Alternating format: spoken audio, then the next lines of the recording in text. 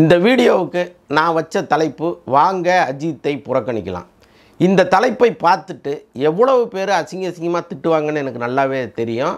எவ்வளவு பேர் கோபப்படுவாங்கன்னு எனக்கு நல்லாவே தெரியும். ஆனாலும் நான் பேசுவதில் இருக்கிற நியாயத்தை புரிந்து கொள்கிற சில நூறு பேராவது இருப்பாங்கங்கிற நம்பிக்கையில் தான் நான் இந்த வீடியோவுக்குள்ளேயே வர்றேன். அஜித் இப்போ சமீப காலமாக அவருடைய நடவடிக்கைகள் மட்டுமல்ல, நீண்ட காலமாகவே அவருடைய நடவடிக்கை எந்த அளவுக்கு இருக்குது அப்படிங்கிறதெல்லாம் நம்ம தொடர்ந்து பார்த்துட்டே இருக்கோம். இந்த தமிழ் சினிமாவிலேயே இருந்து கொண்டு, தமிழ் சினிமாவிலேயே சம்பாதித்து கொண்டு, இந்த தமிழ் சினிமாவை நான் துளி கூட மதிக்க மாட்டேன் அப்படின்னு ஒருவர் இருப்பதை நாம் எந்த லிஸ்ட்டில் வைப்பது? அதற்காகத்தான் நாம் அஜித்தை புறக்கணிப்போம். அஜித்தை ஏன் புறக்கணிக்கக்கூடாது, வாங்க அஜித்தை புறக்கணிக்கலாம், இப்படி பல மாதிரி நம்ம யோசிக்கிறோம். இப்போ ஒரு ஆளுங்கட்சி இருக்குதுன்னு வைங்களேன். அந்த ஆளுங்கட்சி மீது நமக்கு அதிருப்தி வரும்போது என்ன செய்வோம்? இந்த கட்சிக்கு போட்டுறாதீங்க, இது மீண்டும் வந்துடவே கூடாது அப்படின்னு நாம் ஒரு பரப்புரை பண்ணுவோம்ல. வெளியில் போய் பரப்புரை பண்ணலனாலும் நாம் நமக்கு தெரிந்தவர்கள், நண்பர்கள், சொந்தங்கள்கிட்ட சொல்லி இந்த கட்சிக்கு ஓட்டு போடாதீங்கன்னு சொல்லுவோம்ல. கிட்டத்தட்ட அதே மாதிரியான ஒரு உணர்வோடு தான் நான் பேசிகிட்டு இருக்கேன். இந்த தமிழ் சினிமாவை மதிப்பவர்கள் வளரட்டும், அவங்க எங்கே வேணாலும் போய் உட்காரட்டும், அவர்களை கொண்டாட வேண்டியது நம்முடைய கடமை. ஆனால் இந்த தமிழ் சினிமாவை நான் எட்டி உதைப்பேன், எட்டி மிதிப்பேன், எவனையும் மதிக்க மாட்டேன் அப்படின்னு ஒரு நபர் இருக்கிறாரு. அவரை உச்சத்தில் வைத்து கொண்டாடுகிற ரசிகர்களும் இருக்காங்கன்னா, இந்த ரசிகர்களை ஓரளவுக்கு திருத்துவது நம்முடைய கடமையாக இல்லையா? அதனால தான் நான் இங்கே இதை பற்றி பேசுவதற்கு வந்திருக்கேன். சமீபத்தில் அஜித்தினுடைய பேட்டி ஒன்று பார்த்தேன். அது எப்போவோ எடுத்த பேட்டி, ஜெயா டிவிக்காக எடுத்த பேட்டி. அதில் சந்தானம் அஜித்தை பேட்டி எடுக்கிறாரு. அதில் அஜித் சொன்ன ஒரு வார்த்தை தான் என்னை இந்த வீடியோவுக்குள்ளேயே வர வச்சுது. அவர் என்ன சொல்கிறாரு அப்படின்னா, எல்லாரும் உரிமை கேட்டு போராடுறாங்க, ஆனால் அவரவர் கடமையை அவரவர் செஞ்சாலே நாடு நல்லாயிருக்கும் அப்படின்னு ஒரு வார்த்தையை சொல்கிறாரு. அஜித் அவர்களே, உங்கள் கடமையை நீங்கள் சரிவர செய்தீர்களா? அதுதான் என்னுடைய முதல் கேள்வி. நீங்கள் நடிக்கிற படத்துக்கு குறைந்தபட்சம் உங்கள் தலைக்கு டை அடிக்கிற சுதந்திரத்தையாவது நீங்கள் கொடுக்குறீங்களா? கிடையாது. எல்லா படத்திலேயும் ஒரே கெட்டப்பில் வருவது தான் அஜித்தினுடைய வழக்கம். அப்போது இந்த முகத்தை பார்க்க தான் ஒரு கூட்டம் வருது.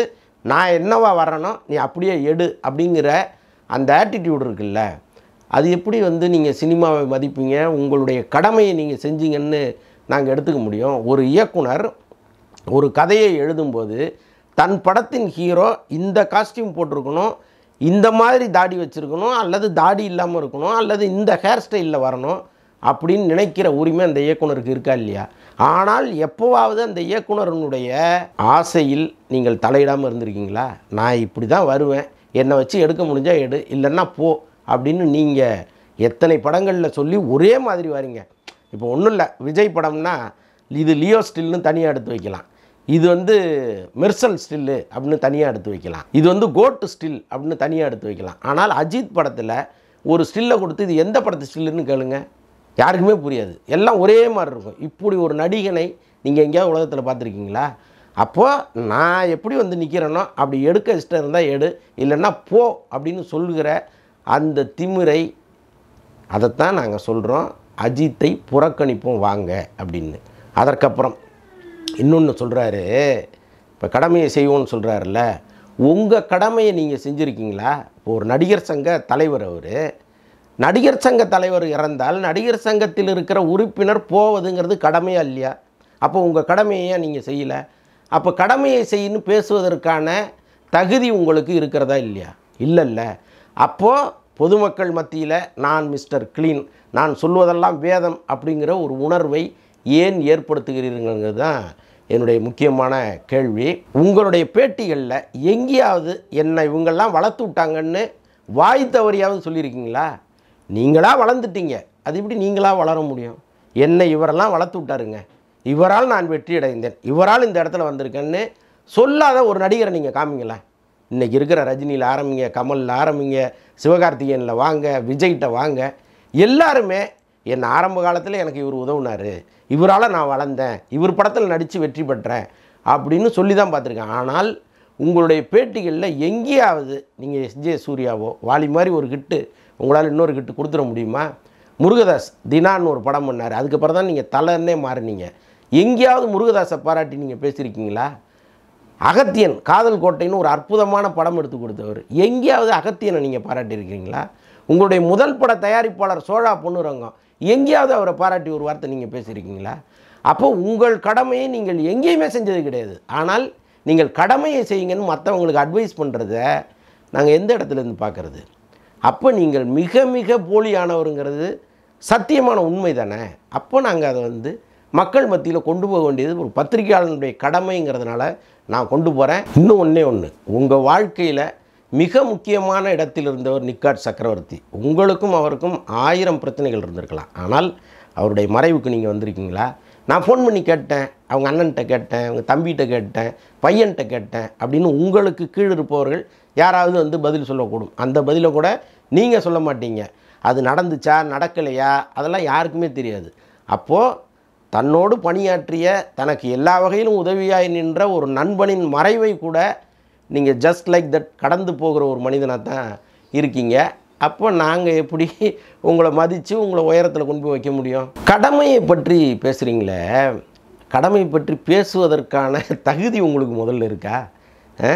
தன்னுடைய படத்திற்கு எந்த படத்தின் ப்ரொமோஷனுக்கும் நீங்கள் வந்தது கிடையாது. வரமாட்டேங்கிறத ஒரு கொள்கையாக வச்சுருக்கிறீங்க, அக்ரிமெண்ட்டில் போடுறீங்க. இது இந்தியாவில் எந்த நடிகனும் அப்படி பண்ணதே கிடையாதுங்க. அஜித் மட்டும்தான் அப்படி பண்ணியிருக்கிறார்.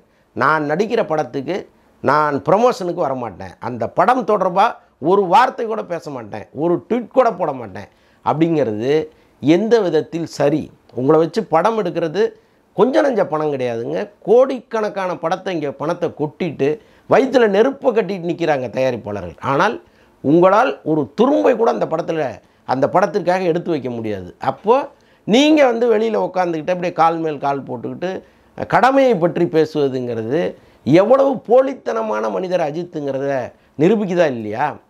கடமையை பற்றி யார் பேசுவது? உங்களுடைய கடமையை நீங்கள் சரிவர செஞ்சுட்டு பேசுங்க. சினிமாவில் நீங்கள் ஹீரோவாக நடிச்சிங்கன்னா அந்த படத்தின் ப்ரொமோஷனுக்கு நான் வருவேன், முதல்ல நிற்பேன், அந்த படம் தொடர்பான கருத்துக்களை சொல்லுவேன், அந்த இயக்குனரை நான் பாராட்டுவேன் அப்படிங்கிற குணம் என்றைக்கு உங்களுக்கு வருதோ அன்றைக்கி தான் நீங்கள்லாம் கடமையை பற்றி பேசணும். அஜித் எப்படி கடமையை பற்றி பேச முடியும்? அப்புறம் இன்னொன்று சொல்கிறேன், தமிழ் சினிமாவிலேயே முதன்முறையாக டப்பிங்குக்கு கேரவானை கொண்டு வந்தது நீங்கள் தான். அதுக்கு முன்னாடி டப்பிங்கெல்லாம் கேரவான் வந்ததே கிடையாது. டப்பிங் ஸ்டுடியோவிலே ஒரு அறை இருக்கும், அங்கே தங்கிப்பாங்க, அங்கே ஏசி அறையாக இருக்கும், அங்கே சாப்பிட்டுப்பாங்க, ரெஸ்ட் எடுத்துப்பாங்க. சிவாஜியில் ஆரம்பித்து எல்லா நடிகர்களும், ரஜினி உள்பட, கமல் உள்பட, விஜய் உள்பட, சிவகார்த்திகேயன் உள்பட, இன்னும் யாரெல்லாம் பெரிய நடிகர்களோ சூர்யா உட்பட எல்லாருமே அதான் பண்ணிகிட்டு இருக்காங்க இன்றளவும். ஆனால் டப்பிங்க்கு கேரவான் வேணும்னு கேட்ட ஒரே நடிகர் நீங்கள் தான். உங்கள் செலவில் வச்சுருக்கீங்களா? அதையும் தயாரிப்பாளர் செலவில் தானே கட்டுறீங்க. அப்போ என்ன நியாயத்தை நீங்கள் வெளியில் பேசுகிறீங்க? இப்போ சமீப காலமாக சில பேட்டிகளை பார்க்குறேன். யாருன்னா விகே சுந்தர் பிஆர்ஓ, அவர் சில விஷயங்கள்லாம் சொல்கிறாரு. அதை பார்த்தோன்னே எனக்கு இன்னும் அஜித் மீது வெறுப்பு ஜாஸ்தியாக போச்சு. என்ன சொல்கிறாரு அவர் அப்படின்னா, அவர் அஜித்தோட நீண்ட காலம் பயணம் பண்ணவர். அவர் சொல்கிறாரு, அஜித் ஒரு கருத்தை எடுத்துகிட்டு வரான், ஒரு முடிவை முன்னாடியே எடுத்து வச்சுருப்பாரான். ஆனால் நண்பர்கள் பல பேர்கிட்ட அது இது என்ன பண்ணலாமா வேணாமான்னு கேட்பாரான். அப்போ எல்லாரும் ஆளுக்கு ஒரு கருத்து சொல்லும்போது அவர் ஏற்கனவே முடிவு பண்ணி வச்சுருந்தார்ல அதை தான் செய்வாரான். இதை பெருமையாக சொல்லிகிட்டு இருக்கார் அவர். இது பெருமையாது. நீங்கள் ஒரு முடிவு எடுத்துட்டீங்க, அப்புறம் எதுக்கு மற்றவங்கள்ட்ட கேட்குறீங்க? அப்போ அவங்களுக்கெல்லாம் நேரம் கிடையாது, அதெல்லாம் நேரம் கிடையாது, அவன்லாம் வெட்டியாக இருக்கானா? அப்போ உங்கள் நண்பர்களை கூப்பிட்டு ஆளாளுக்கு கருத்து கேட்டு நான் ஏற்கனவே ஒன்று எடுத்திருக்கேன் அதை தான் அப்படின்னு சொல்லுவது சர்வாதிகாரமாக இல்லையா? அப்போ உங்களை எப்படி நாங்கள் மனித கடவுள்னு சொல்ல முடியும்? பல பேர் உங்களை ஆண் அன்னை தெரசான்னு சொல்லிட்டு தெரியுறான், உங்களை கடவுள்னு சொல்லிட்டு தெரியுறான். நீங்களும் வானத்திலேருந்து குதிச்ச மாதிரி தான் நடந்துகிட்டு இருக்கீங்க. அப்போது ஒரு சராசரி மனிதனுக்குரிய எல்லா விஷயங்களும் உங்கள்கிட்ட இருக்கும் பொழுது உங்களை எப்படி கடவுள்னு நாங்கள் சொல்ல முடியும்? அதனால தான் வாங்க அஜித்தை புறக்கணிக்கலாம்ங்கிற ஒரு தலைப்பையே நான் வைக்கிறேன். அப்புறம் விகே சுந்தர் சொல்கிறாரு, அஜித் ஏன் ரசிகர் மன்றத்தை கலைச்சாருங்கிறதுக்கு ஒரு தகவல் சொல்கிறாரு. அதாவது ரசிகர்கள் காம்பவுண்ட் சுவரை ஏறி குதிச்சு உள்ளே வந்துட்டாங்களாம், அதனால் மன்றத்தை கலைச்சிட்டாரான். ஏங்க அவன் உங்கள் கட் அவுட்டுக்கு பால் ஊற்றணும், விடிய விடிய போஸ்டர் அடித்து ஒட்டணும், நீங்கள் ஸ்க்ரீனில் உங்களை வந்தால் அப்படியே வயிறே வெளியில் வர்ற அளவுக்கு அவன் விசில் அடிக்கணும், இதெல்லாம் வச்சு சம்பளத்தை ஏற்றிடுவீங்க. ஆனால் உங்கள் காம்பவுண்டு சுவரை தாண்டினான்னா செவரை அழுக்காக்கிட்டான்னு கவலைப்படுவீங்களா? அதுக்காக மன்றத்தை கலைப்பீங்களா? ரசிகனுங்கிறவன் அப்படி தான் இருப்பான், அவன் முட்டா பைய. இப்போ என்ன கூட திட்டிகிட்டு இருப்பான், கீழே இவன் பேசுகிறதுல இருக்கிற நியாயம் பரவாயில்லாமல் இருக்க, இவன் ஒரே அடியாக வந்து ஒன் சைடாக பேசலையே, கொஞ்சமாவது இவன் நியாயமாக பேசுகிறானேன்னு நினைக்காம என்னை வந்து திட்டிகிட்டு இருப்பான். அவன் தான் ரசிகன். உங்கள் மீது கண்மூடித்தனமாக நம்பிக்கையும் அன்பையும் வச்சுருக்கவன் தான் ரசிகன். அவனுக்கு மதில் சுவரெல்லாம் தெரியாது. குட்டிச்சுவரை எட்டி பார்த்தா உசுரை கொடுக்க கோடி பேர்னு எழுதினான் பாருங்க. அவன் உங்களுக்கும் இருக்கான். அந்த மாதிரி உசுரை கொடுக்குற முட்டா பயலுக உங்களுக்கும் இருக்கான். அவனை வந்து மதில் சுவரை ஏறி குதிச்சிட்டாங்கிறதுக்காக மன்றத்தை கலைச்சிட்டதா சுந்தர் சொல்கிறாரு, உங்கள் கூட இருந்தவர். அப்போ உங்களை என்ன மனித கடவுளா நீங்கள்?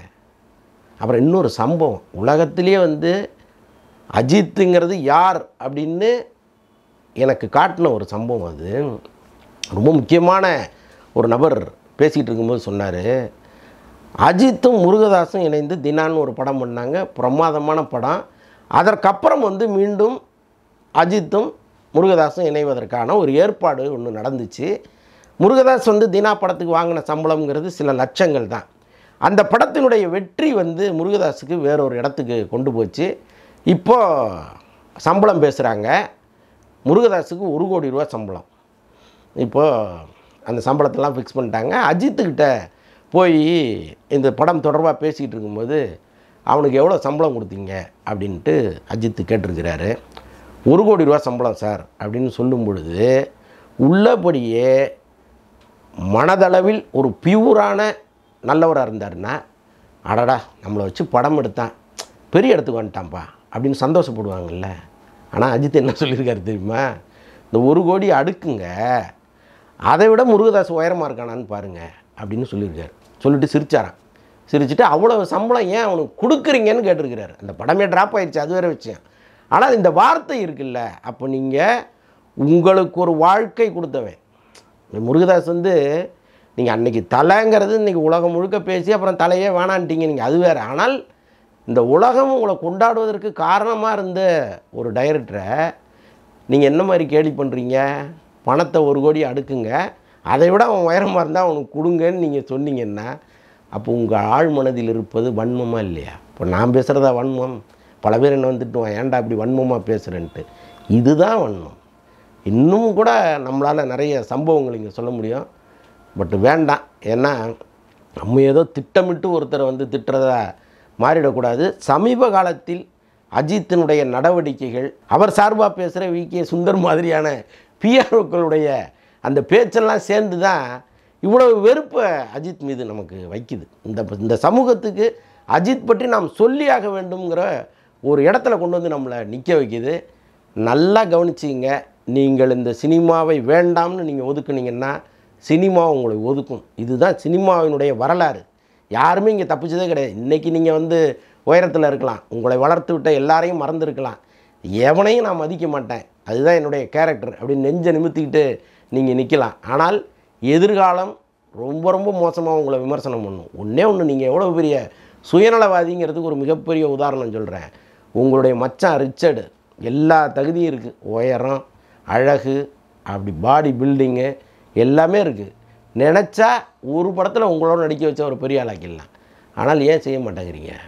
வீட்டுக்குள்ளேயும் நடிக்கிறீங்க நீங்கள், அதுதான் காரணம், வேறு ஒன்றுமே கிடையாது.